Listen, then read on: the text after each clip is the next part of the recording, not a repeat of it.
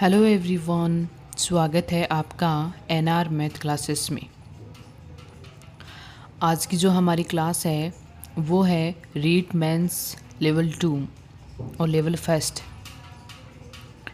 जो एग्ज़ाम 2026 में होने जा रही है।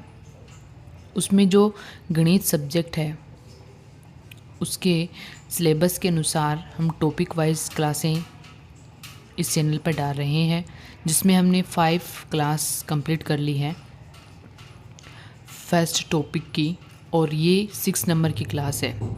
ये क्लास होने के बाद में आपका फर्स्ट टॉपिक है नंबर सिस्टम, जिसमें अभाज्य संख्याएं, परिमेय संख्याएं, अपरिमेय संख्याएं, रियल नंबर, दशमलव प्रसार, ये सारे टॉपिक क्या हो जाएंगे, आपके क्लियर हो जाएंगे। तो वीडियो को शुरू से लास्ट तक ज़रूर देखिएगा, खुद के नोट्स बनाइएगा। टॉपिक है आज का हमारा एलसीएम और एचसीएफ, लेसेपे और मैसेपे, शॉर्ट फॉर्म है इसकी लेसेपे और मैसेपे।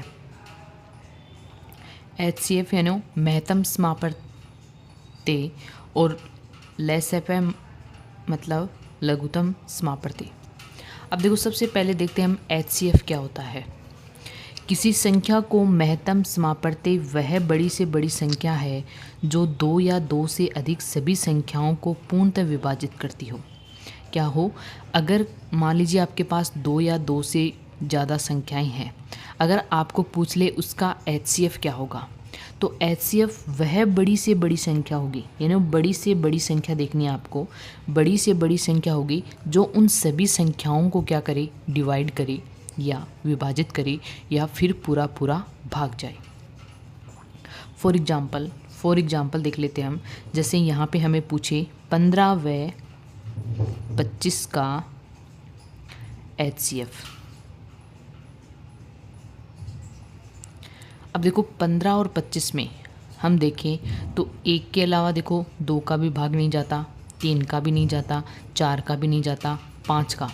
अब देखो 5 का भाग इसमें भी जाता है और इसमें भी जाता है, लेकिन देखो 15 का भाग 25 में नहीं जाता, 25 का भाग 15 में नहीं जाता। तो यहाँ पे बड़ी से बड़ी संख्या हमारी कौन सी हो गई, 5। तो इसका एचसीएफ कितना है, 5। नेक्स्ट है जैसे 10, 20, 40 का एचसीएफ। अगर हमें ये पूछ ले, 3 संख्याएं दे दे और इसका एचसीएफ पूछे, तो हमें बड़ी से बड़ी संख्या देखनी है। अब बड़ी से बड़ी देखें तो देखो 10 का भाग 20 में भी जाता है और 40 में भी जाता है। इससे कोई भी बड़ी संख्या नहीं जो इनको क्या कर सके, डिवाइड कर सके। तो यहाँ पे बड़ी से बड़ी संख्या क्या हो गई, 10, यानी एचसीएफ कितना हो गया, 10।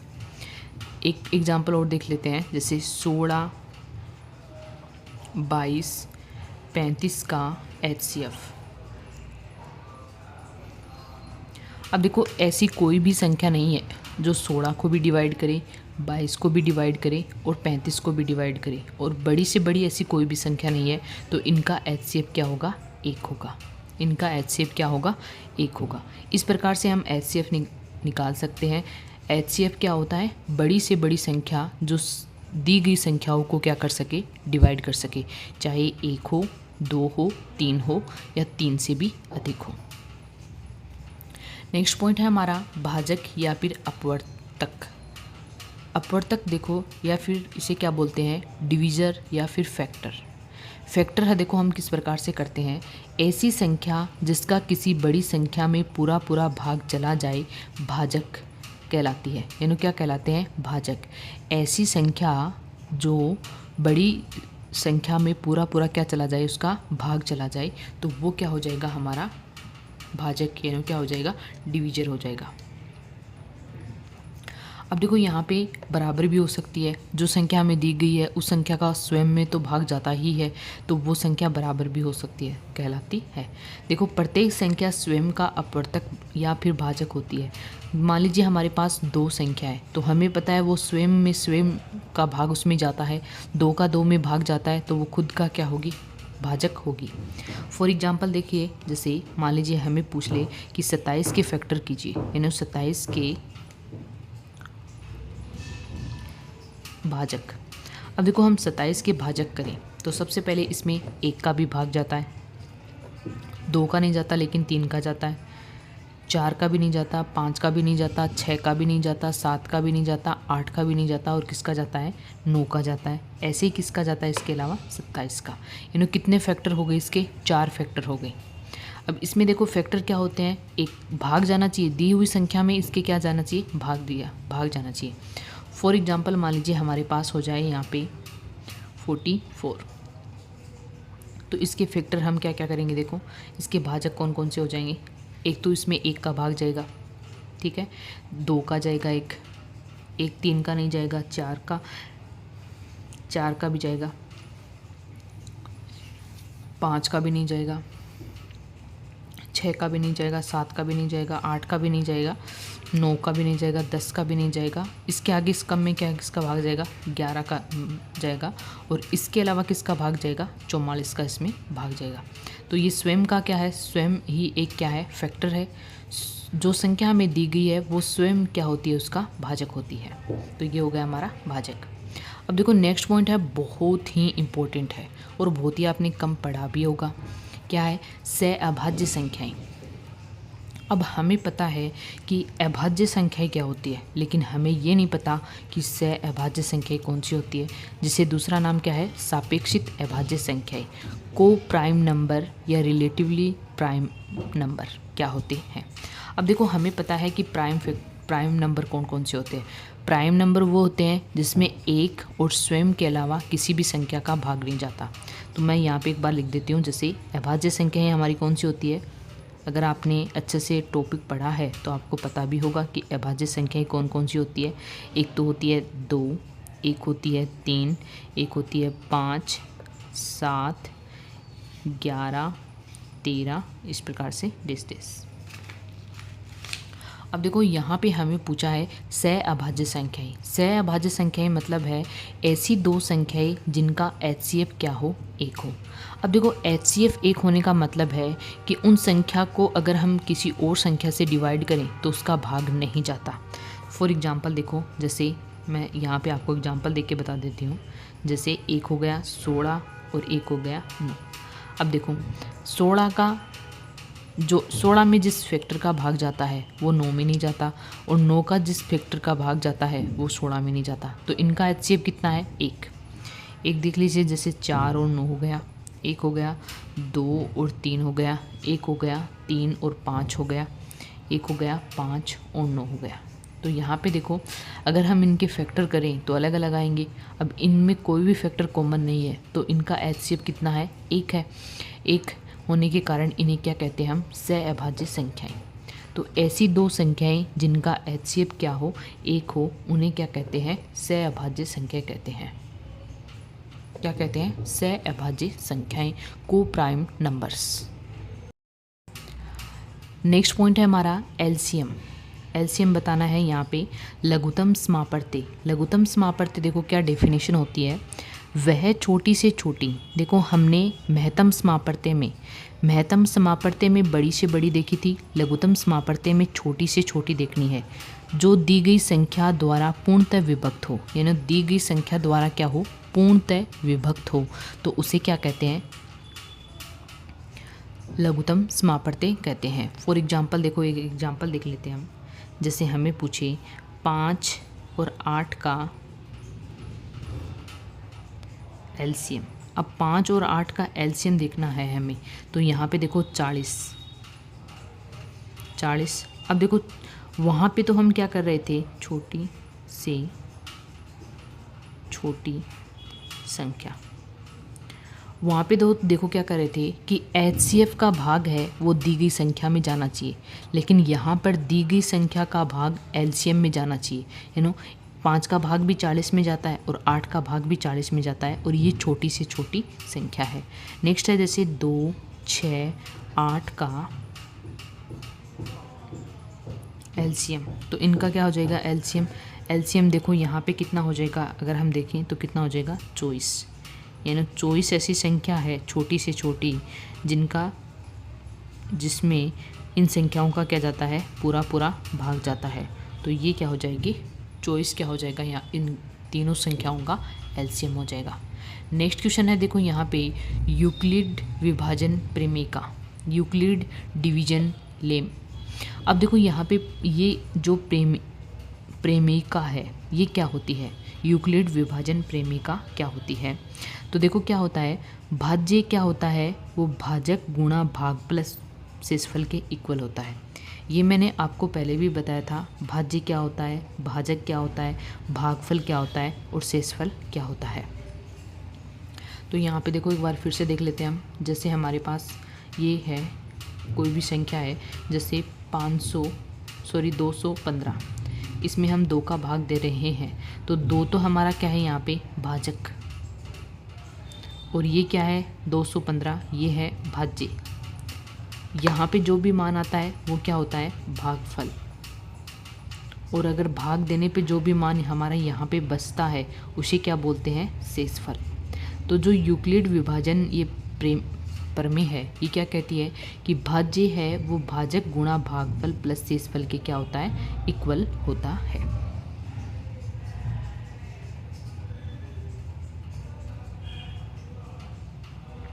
और ये क्या है दो धनात्मक, ये जो है वो दो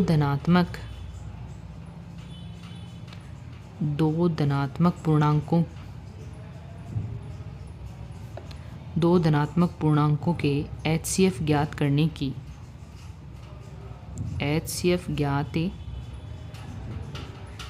की एक विधि है जिसे क्या बोलते हैं यूक्लिड विभाजन प्रेमिका।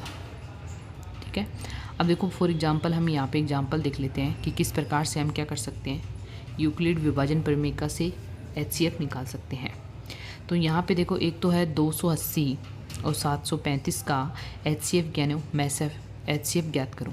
तो इसका देखो किस प्रकार से हम ज्ञात करेंगे, इस विधि से बता रही हूँ मैं आपको, यूक्लिड विभाजन विधि से। तो यहाँ पे देखो क्या है कि बड़ी संख्या में छोटी संख्या का भाग देना है। तो बड़ी संख्या हमारी यहाँ पे क्या है, बड़ी संख्या है 735। अगर हम 735 में 280 का भाग देंगे तो कितनी बार जाएगा 560 बार, यानी कितनी बार गया 2 बार। अब इसको इसमें से घटाएंगे तो मान कितना आ रहा है, देखो यहाँ पे ये आ जाएगा 5, 7 और 1। अब इस संख्या का भाग हम किस में देंगे 280 में। देखें इस संख्या का जो भाग है वो 280 में देंगे। अगर 280 में देंगे तो एक बार जाएगा, यानी 175। इसमें से घटाएंगे तो मान कितना बचेगा 105। कितनी बार गया, एक बार। अब इस 105 का भाग किस में देंगे 175 में। 175 में देंगे तो ये भी एक बार जाएगा, यानी 105 एक बार गया। यहाँ पे कितना बचेगा 70। अब ये 70 का भाग किस में देंगे, 70 का भाग 105 में देंगे। तो इस प्रकार से 105 में दिया तो यहाँ पे मान कितना आएगा 70 एक बार जाएगा। यहाँ पे कितना बचेगा 35 एक बार गया। ऐसे ही 35 का भाग फिर से किस में देंगे 70 में देंगे तो कितनी बार जाएगा 2 बार जाएगा, यानी शेषफल कितना बचा 0। कितनी बार गया 2 बार गया। अब जो देखो ये लास्ट में जो हमारा भाजक आ रहा है 35, ये हमारा क्या है HCF है। यानी ये जो हमने मेथड अप्लाई किया है यहाँ पे, ये हमें तब तक अप्लाई करना है जब तक क्या नहीं आ जाता, शेषफल 0 नहीं आ जाता। तो ये कौन सी हो गई HCF निकालने की मेथड हो गई, कौन सी यूक्लिड विभाजन प्रमेय द्वारा। तो यहाँ पे HCF का मान कितना आ जाएगा, HCF का जो मान आएगा वो आएगा 35।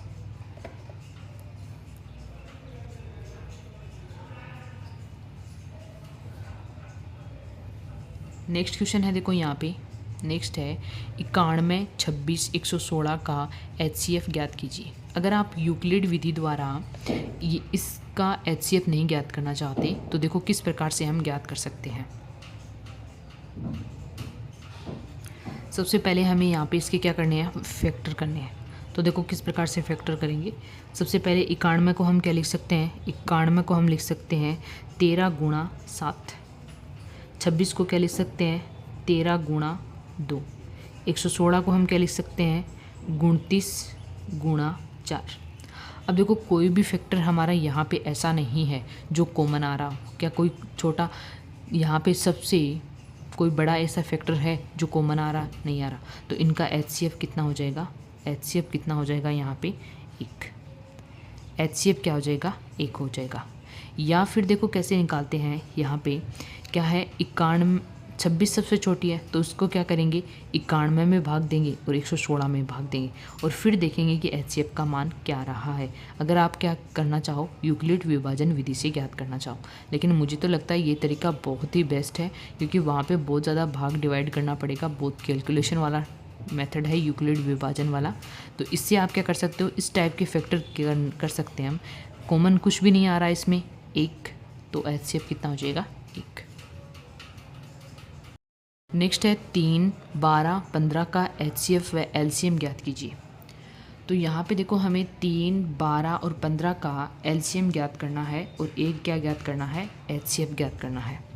तो सबसे पहले अगर हम इसके फैक्टर के रूप में लिखें तो सॉल्यूशन क्या लिख सकते हैं, देखो इसे अगर हम 3 को लिखें तो इसे हम क्या लिख सकते हैं 3 गुणा 1। अगर 12 को लिखें 12 को क्या लिख सकते हैं 4 गुणा 3। 15 को क्या लिख सकते हैं 3 गुणा 5। अब देखो यहाँ पे एक फैक्टर ऐसा है जो क्या आ रहा है कॉमन आ रहा है, तो इनका HCF तो कितना हो जाएगा 3 हो जाएगा, 3 हो जाएगा। और अगर LCM देखें यहाँ पे LCM, तो LCM क्या हो जाएगा, इनको गुणा कर दीजिए, यानी 3 गुणा 4 गुणा 3 गुणा 5।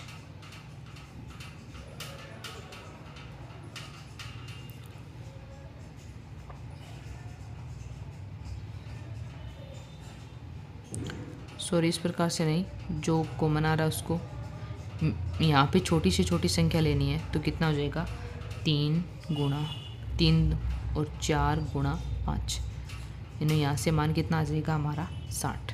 या फिर इस प्रकार से ना करें तो एक मेथड और होती है, इस प्रकार से कर सकते हैं हम, जैसे 3, 12 और 15, यहाँ पे सबसे छोटी संख्या का भाग देंगे तो 2 का भाग यहाँ पे किस किस में जाता है, इसमें भी नहीं जाता और इसमें भी नहीं जाता। तो सबसे पहले हम 3 का भाग देंगे तो इसमें जाता है 1 बार, इसमें जाता है 4 बार, इसमें जाता है 5 बार।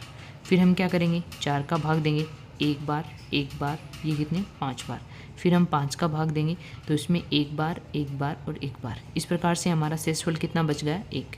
तो ये जो हमारा यहाँ पे मान आ रहा है भाजक का, इसे अगर हम गुणा करें तो वो क्या आता है LCM आता है, यानी 3 गुणा 4 गुणा 5 कितना आ जाएगा हमारा 60। इस प्रकार से भी हम क्या कर सकते हैं LCM ज्ञात कर सकते हैं। नेक्स्ट पॉइंट है हमारा बहुत ही इम्पोर्टेंट है भी, सीटेट पेपर सेकंड और रीड पेपर सेकंड। अगर आपको LCM और HCF से क्वेश्चन पूछेगा तो इसी फॉर्मूले से क्वेश्चन पूछेगा, कन्फर्म है।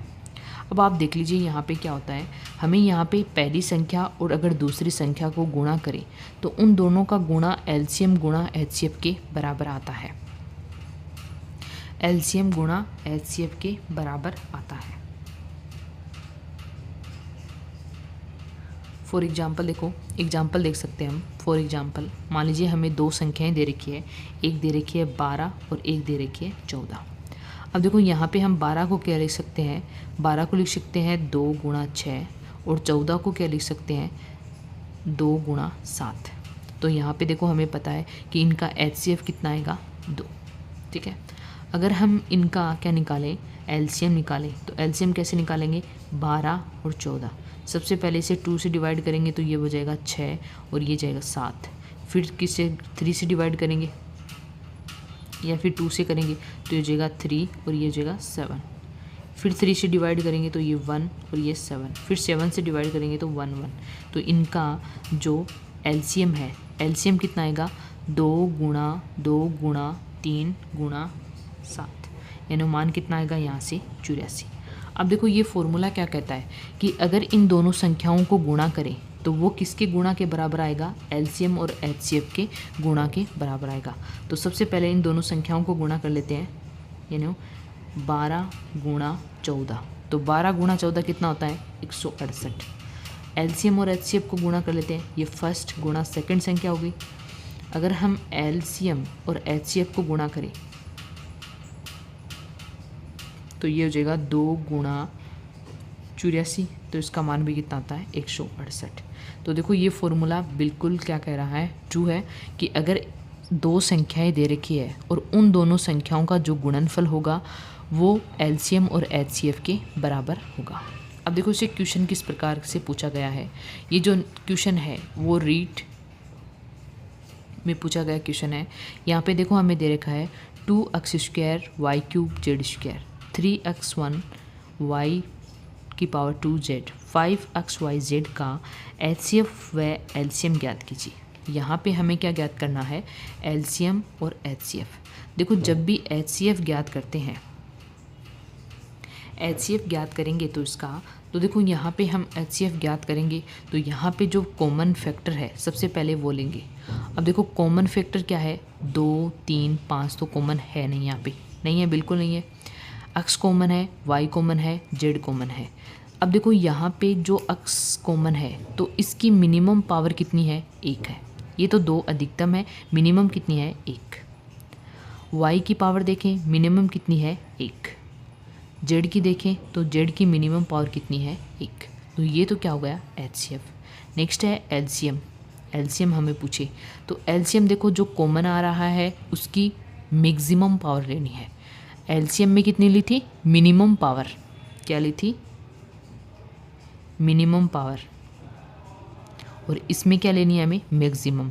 तो यहाँ पे देखो 2 3 5, सबसे पहले तो 2 3 5 को गुणा करेंगे, फिर यहाँ पे एक्स की अधिकतम घात कितनी है, 2, वाई की अधिकतम घात कितनी है, 3, और जेड की अधिकतम घात कितनी है, 2। तो ये क्या आ जाएगा, हमारा एलसीएम आ जाएगा। इसे मल्टीप्लाई कर लेंगे, 15 30 यानी x² y³ z², ये क्या हो जाएगा हमारा मैक्सिमम पावर, यानी ये क्या हो जाएगा, एलसीएम। तो हमें क्वेश्चन में ये पूछा था कि एचसीएफ और एलसीएम का मान निकालना था। नेक्स्ट है हमारा, यहाँ पे देखो स्टार लगा के मैंने लिख रखा है, बहुत ही इंपॉर्टेंट है भाई। यहाँ पे देखो अगर आपको इस प्रकार से भिन्न में कोई संख्या दी जाए और आपको पूछे कि इसका एलसीएम निकालो। भिन्न में अगर आपको कोई संख्या दे रखी है और आपको पूछे कि इनका एलसीएम निकालो, तो एलसीएम कैसे निकालते हैं, तो एलसीएम निकालने का फॉर्मूला होता है, ऊपर वाले जो जितने अंश है उनका क्या लेंगे, एलसीएम, यानी ए सी ई का तो क्या लेंगे, एलसीएम, और हर का क्या लेंगे, एचसीएफ, बी डी एफ का क्या लेंगे, एचसीएफ। अगर इसी प्रकार से ये सेकंड हो, जैसे इसका एचसीएफ पूछे, तो अगर एचसीएफ पूछा है तो ऊपर वाले का एचसीएफ लेना है, अगर एलसीएम पूछा है तो ऊपर वाले का क्या लेना है, एलसीएम लेना है। तो ये हो जाएगा HCF upon LCM, B D और एफ। याद रखिएगा अगर एलसीएम पूछा है तो ऊपर एलसीएम आएगा, अगर एचसीएफ पूछा है तो ऊपर एचसीएफ आएगा। इस बात का ध्यान रखिएगा। किस प्रकार से हम देखो हम कर सकते हैं। फॉर एग्जांपल देखो, एक एग्जांपल देख लेते हैं हम यहाँ पे। जैसे हमें पूछ ले 3/4, 6/5 और 9/10 का एलसीएम ज्ञात कीजिए। अगर हमें ये पूछ ले तो देखो इसका सॉल्यूशन हम क्या कैसे ज्ञात करेंगे। अगर हमें पूछा है एलसीएम, तो मैंने क्या कहा था, अगर एलसीएम पूछा है तो ऊपर वाले का एलसीएम लेंगे। तो एलसीएम किसका लेंगे, 3 6 9 का, और नीचे वाला का क्या लेंगे, एचसीएफ, तो वो कितना किसका लेंगे, 4 5 और 10 का। तो यहाँ पे देखो इनका एलसीएम क्या होगा, यहाँ पे इनका एलसीएम क्या होगा, छोटी से छोटी वह संख्या जो इन तीनों से क्या होती हो डिवाइड, तो वो होगी 18। और इनका एचसीएफ देखें तो इनमें कोई भी कॉमन फैक्टर नहीं होगा, तो इनका कितना हो जाएगा 1, मान कितना आएगा 18। एलसीएम कितना हो गया 18। अगर हमें पूछ ले यहाँ पे कि इसका एचसीएफ बताओ, तो एचसीएफ कैसे होगा, ऊपर वाले का क्या लेंगे, एचसीएफ, ऊपर वाले का एचसीएफ यानी 3 6 9 का एचसीएफ अपॉन नीचे वाले का क्या लेंगे, एलसीएम यानी 4 5 10 का क्या लेंगे, एलसीएम। 3 6 9 इसमें कॉमन फैक्टर क्या हो जाएगा, 3, तो वो हो जाएगा एचसीएफ। और 4 5 10 का छोटी से छोटी वह संख्या जो 4 से भी डिवाइड होती हो, 5 से भी डिवाइड होती हो, 10 से भी डिवाइड होती हो, तो वो हो जाएगी 20। 3/20 क्या आ जाएगा इनका HCF। नेक्स्ट क्वेश्चन है, देखो यहाँ पे हमें दे रखा है 0.78, 6.5, 1.04 का MSEP ज्ञात कीजिए, हमें HCF ज्ञात करना है। अब सबसे पहले तो देखो हमें यहाँ से पॉइंट हटाना होगा। पॉइंट हटाने का करेंगे तो ये 78 बट्टे कितना हो जाएगा 100, ये हो जाएगा 65/10, ये हो जाएगा 104/100। इसे 2 से डिवाइड कर सकते हैं, तो 2 से डिवाइड करेंगे तो ये हो जाएगा 39/50, ये हो जाएगा 65/10। इसे भी 2 से डिवाइड करके लिख लेते हैं, तो ये कितना हो जाएगा 52/50।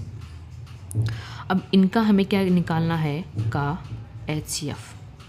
तो सबसे पहले मैंने क्या बताया था, अगर HCF निकालना हो तो ऊपर वाले का अंश का HCF निकालेंगे, 39, 65 और 52 का HCF बट्टा LCM किसका निकालेंगे 50, 10 और 50 का। तो सबसे पहले अगर हम इसका HCF निकालें तो कैसे निकालेंगे, देखो 39 को क्या लिख सकते हैं 13 × 3, 65 को क्या लिख सकते हैं 13 × 5 और 52 को क्या लिख सकते हैं 13 × 4। तो यहाँ पे देखो 13 कॉमन आ रहा है तो 13 HCF हो जाएगा। LCM कितना हो जाएगा इसका 50, तो यहाँ पे ये क्या आ जाएगा 13/50, क्या आ जाएगा इसका HCF। आंसर हमारा क्या होगा 13/50। अब नेक्स्ट क्वेश्चन है, देखो यहाँ पे 2 संख्याएं दे रखी है हमें, 2 संख्याएं दे रखी है। एक दे रखी है 11,284, एक दे रखी है 7,655 में किसी 3 अंक की संख्या का भाग देने पर शेषफल समान आता है, तो तीनों अंकों का योगफल क्या होगा। देखो यहाँ पे हमें जो यूक्लिड विभाजन प्रमेय थी उसका उपयोग करेंगे। तो सबसे पहले देखो यहाँ पे क्या दे रखा है, हमें दे रखा है संख्या दे रखी है। पहली संख्या क्या दे रखी है 11,284। अब देखो 11,284, इसमें क्या कहा 3 अंक की संख्या का भाग। देखो मैं एक बार फिर से लिख देती हूँ, भाज्य क्या होता है यहाँ पे, भाज्य इक्वल क्या होता है भाजक गुणा भागफल प्लस शेषफल, ये होती है यूक्लिड प्रमेय का। तो इसके हिसाब से देखो भाजक कितना हो जाएगा 3 अंक की संख्या, 3 अंक की संख्या मान लेते हैं हम x, y, z गुणा भागफल, भागफल देने पर शेषफल समान आता है। हमने यहाँ पे भागफल मान लिया, कितना मान लिया p, और शेषफल हमने मान लिया r, रिमाइंडर मान लिया r। ये हमारी आ गई फर्स्ट इक्वेशन। ऐसे ही दूसरी संख्या के लिए देखें 7,655 के लिए, तो इसमें भी 3 संख्या का भाग देंगे, गुणा मान लीजिए भागफल है q और रिमाइंडर बिल्कुल सेम बचेगा 2। अब देखो यहाँ पे क्या है कि इक्वेशन ये जो है ये क्या है, यहाँ पे r का मान हमें क्या करना है हटाना है। अगर r का मान हटाएंगे तो इक्वेशन फर्स्ट और सेकंड को क्या लिख सकते हैं हम, equation first and equation second से क्या लिखेंगे, यहाँ से माइनस कर देंगे। देखो अगर इसको इससे माइनस कर दे तो मान आ जाएगा हमारा 11,284 माइनस 7,655 इक्वल क्या आएगा x, y, z p minus q। अब यहाँ पे देखो हमें निकालना है 3 अंकों का योगफल, x, y, z का मान निकालना है, x, y, z का मान। तो इसे माइनस करेंगे तो ये यहाँ से हो जाएगा, इसको इधर लेके आएंगे तो डिवाइड में जाएगा, ये हो जाएगा 3,629 और ये हो जाएगा p माइनस q। अब देखो यहाँ पे क्या है कि पूर्णांक 19 का भाग जाता है।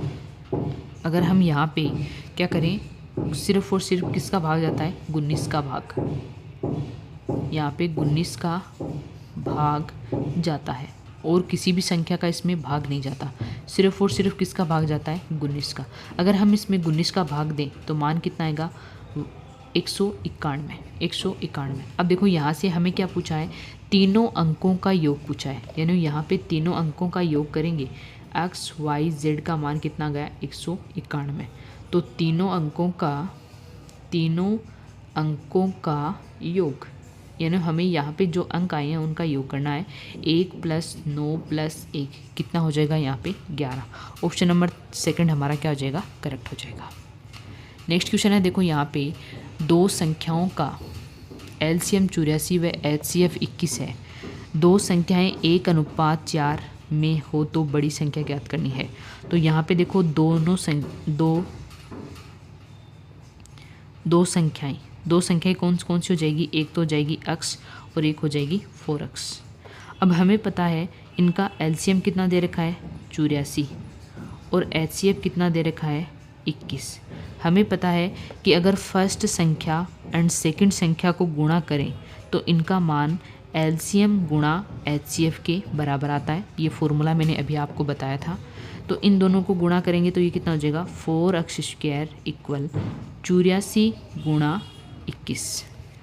तो यहाँ से x² का मान कितना आ जाएगा, देखो 84 गुणा 21/4। 4 का इसमें भाग देंगे तो कितनी बार जाएगा 21 गुणा 21, यानी यहाँ से x का मान कितना आ जाएगा हमारा 21। x का मान आ गया 21। अब हमें पूछा है देखो यहाँ पे बड़ी संख्या, तो ये तो देखो छोटी हो जाएगी, यानी x का मान कितना आ जाएगा 21 और 4x करेंगे तो यहाँ से कितना आ जाएगा 4 गुणा 21, यानी मान कितना आ जाएगा हमारा यहाँ से 84। यानी ऑप्शन नंबर थर्ड हमारा क्या हो जाएगा, करेक्ट हो जाएगा, क्योंकि बड़ी संख्या क्या है 84, छोटी संख्या है 21। नेक्स्ट क्वेश्चन है, देखो वह छोटी से छोटी संख्या। ये जो मैंने क्वेश्चन आपको 5-6 करवाए हैं, ये लास्ट ईयर रीट और सीटेट में पूछे गए क्वेश्चन है अभी, तो इसलिए मैंने आपको करवा दिए हैं। ये टॉपिक हमारा जैसे ही कंप्लीट हो जाएगा, इससे जुड़े हुए क्वेश्चन हम क्या करेंगे, सोल्व करेंगे। जिसके आपको क्वेश्चन की PDF है वो टेलीग्राम चैनल नैतिक मैथ क्लासेस पर मिल जाएगी। वहाँ से आप खुद जाकर खुद से सोल्व कर सकते हैं या फिर वीडियो देखकर सोल्व कर सकते हैं। तो वह छोटी से छोटी संख्या ज्ञात करो जिसमें 12, 18, 36 का भाग देने पर शेषफल क्रमशः 8, 14, 32 हो। तो यहाँ पे देखो हमें संख्याएं कौन कौन सी दे रखी है, एक तो दे रखी है 12, एक दे रखी है 18 और एक दे रखी है 36। ये क्या दे रखे हैं, भाग देने पर, यानी हमें ये क्या दे रखे हैं, भाजक दे रखे हैं। अब देखो शेषफल कितना बचता है, शेषफल हमें क्या दे रखा है क्रमशः, एक दे रखा है 8, एक दे रखा है 14, एक दे रखा है 32। अब देखो इनमें अंतर, अगर हम इनमें अंतर देखें तो ये कितना है -4, यानी -4 और -4, यानी यहाँ पे जो अंतर आ रहा है, डिफ्रेंशिएशन आ रहा है, वो क्या आ रहा है, बिल्कुल सेम आ रहा है। कितना आ रहा है, 4 आ रहा है। तो सबसे पहले हम क्या निकालेंगे, इनका LCM निकालेंगे। LCM निकालने के लिए क्या करेंगे, देखो यहाँ पे हमने किसका LCM निकालना है, 12, 18 और 36 का। तो सबसे पहले इसे 2 से डिवाइड करेंगे, ये हो जाएगा 6, 9, 18। फिर 2 से डिवाइड करेंगे, ये हो जाएगा 3, 9 और ये कितना हो जाएगा 9। फिर 3 से डिवाइड करेंगे तो 1, 3, 3। फिर 3 से डिवाइड करेंगे तो 1, 1, 1। यानी यहाँ पे हमारा LCM कितना आ जाएगा, LCM आ जाएगा 2 गुणा 2 गुणा 3 गुणा 3, कितना आ जाएगा 36। अब हमें क्या पूछा है, वह छोटी से छोटी संख्या, यानी छोटी से छोटी संख्या पूछी है। तो छोटी से छोटी संख्या पूछी है, तो हमें क्या करना होगा, हमारे पास LCM कितना है 36, अंतर सबका क्या आ रहा है, सेम आ रहा है, तो -4 क्या कर देंगे, इसमें घटा देंगे, यानी छोटी से छोटी संख्या क्या आ जाएगी हमारी 32। ऑप्शन नंबर सेकंड हमारा क्या हो जाएगा, करेक्ट हो जाएगा। नेक्स्ट है, ये प्रमेय है भी, बहुत बार नाम से ही प्रमेय पूछ लेते हैं कि अंक गणित की मूलभूत प्रमेय या आधारभूत प्रमेय क्या होती है। यानी हमें यहाँ पे प्रमेय बतानी है अंक गणित की मूलभूत और आधारभूत प्रमेय। तो प्रत्येक भाज्य संख्या को अभाज्य संख्या के गुणनफल के रूप में प्रदर्शित किया जा सकता है। भाज्य संख्या को अभाज्य संख्या के रूप में, गुणनफल के रूप में क्या कर सकते हैं, प्रदर्शित कर सकते हैं। फॉर एग्जाम्पल, जैसे हमारे पास मान लीजिए 35 क्या है, 35 हमारे पास भाज्य संख्या है। कैसे, देखो इसमें 7 का भाग भी जाता है, 1 का भाग भी जाता है और इसमें 5 का भाग भी जाता है, इसमें 35 का भी भाग जाता है। तो अगर मैं इसे लिखना चाहूँ, किस में लिखना चाहूँ, अभाज्य संख्या के रूप में लिखना चाहूँ, तो क्या लिख सकती हूँ, 5 गुणा 7 गुणा के रूप में लिख सकते हैं। अब देखो यहाँ पे 5 भी क्या है, अभाज्य संख्या, और 7 भी क्या है, अभाज्य संख्या, अभाज्य संख्या। तो ये देखो हमारी क्या होती है, अंकगणित की मूलभूत प्रमेय है कि प्रत्येक भाज्य संख्या को अभाज्य संख्या के गुणनफल के रूप में लिखा जा सकता है। फॉर एग्जांपल जैसे मान लीजिए हमारे पास है स्वतंत्र को क्या लिख सकते हैं हम, 11 गुणा 7। तो स्वतंत्र तो देखो हमारी भाज्य संख्या है, क्योंकि इसमें 7 का भी भाग जाता है, इसमें 11 का भी भाग जाता है, इसमें 1 का भाग भी जाता है, इसमें स्वतंत्र का भी भाग जाता है। लेकिन यहाँ पे देखो 11 गुणा 7, 11 भी हमारी क्या है, अभाज्य संख्या है, और 7 भी क्या है, अभाज्य संख्या। तो कहने का मतलब है कि प्रत्येक जो भाज्य संख्या है उसे अभाज्य संख्या के गुणनफल के रूप में हम लिख सकते हैं। ये अंकगणित की मूलभूत प्रमेय है। इस टाइप से हम रीट मेंस लेवल फर्स्ट और सेकंड में जो पहला टॉपिक है, परिमेय संख्या, अपरिमेय संख्या, दशमलव प्रसार और घातांक नियम, रियल नंबर के लिए घातांक नियम, उससे जुड़े हुए सारे टॉपिक मैंने आपको क्लियर करवा दिए हैं। पहला टॉपिक है रीट मेंस का, वो हमारा क्लियर हो चुका है। अब जब भी नेक्स्ट क्लास होगी उसमें हम इस टॉपिक से जुड़े हुए क्वेश्चन सोल्व करेंगे, ज़्यादा से ज़्यादा क्वेश्चन सोल्व करने की कोशिश करेंगे, क्योंकि मैथ तभी आपकी स्ट्रॉन्ग होगी जब आप ज़्यादा से ज़्यादा क्वेश्चन की क्या करोगे, प्रैक्टिस करोगे। तो नेक्स्ट क्लास में हम क्या करेंगे, नंबर सिस्टम से जुड़े हुए क्वेश्चन सोल्व करेंगे। अगर आपको वीडियो अच्छा लगे तो लाइक शेयर सब्सक्राइब जरूर कीजिएगा, और हाँ गाइज़ प्लीज़ इसे ज़्यादा से ज़्यादा सपोर्ट कीजिए, तभी मैं आपको रीट मेंस की जो क्लासें हैं मैथ की वो रेगुलर दे पाऊँगी। थैंक यू सो मच, मिलते हैं नेक्स्ट क्लास में।